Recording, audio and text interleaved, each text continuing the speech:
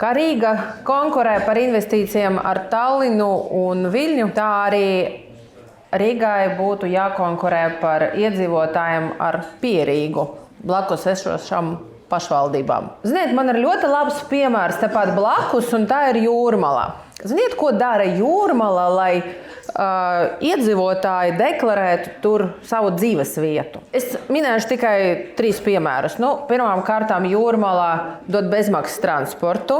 Otrām kārtām viņi dod, pieņemsim, pa 100 eiro katram bērnam, kurš ir deklarēts Jūrmalā, kamēr tie bērni mācās vai iet bērnu dārzā katru gadu. Un Jūrmalā ir pilnīgi visiem bezmaksas ēdināšana, gan bērnu dārzos, gan skolās. Ko dara Rīga?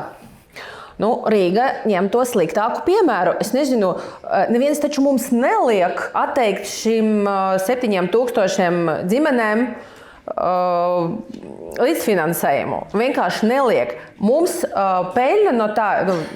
Mēs nevinnējam neko, kā Geikenes kundze tikko teica. Es uzskatu, ka tas ir gluži nepareizs lēmums. Jo, protams, ka tas ģimenes, kuras ir izvēlējušas, ka viņu bērni ies Rīgās skolās, viņi noteikti kaut kur varēs droši vien kā atļauties tas papildus izmaksas. Mēs esam pieraduši pie cenu pieauguma un ka mums arvien vairāk un vairāk jāmaksā pa visu kaut ko. Bet kaut kas iekšā sirdī paliks, kā te šie cilvēki nav gaidīti. Tā nedrīkst uzvesties. Mums ir vajadzīgi tā jauna paudze, kas izaugs un kļūs par rīdziniekiem. Uz to mēs vismaz ceram. Es uzskatu, ka ja mēs tagad kopīgi pieņemsim šo lēmumu, ka tas būs gluži nepareizs politiskais lēmums. Es aicinu jūs neatbalstīt šo piedāvājumu. Paldies! Paldies!